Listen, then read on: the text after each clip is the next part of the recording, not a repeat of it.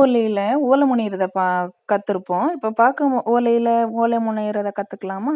ஒண்ணு விட்டு ஒண்ணு ஓலைய எடுத்துட்டு, ஒண்ணு விட்டு ஒண்ணு ஓலைய ஒடிச்சு அடியில சொருகணும். இதே ஸ்டெப்ஸ் தாங்க நீங்க லாஸ்ட் வரைக்கும் ஃபாலோ பண்ணணும்.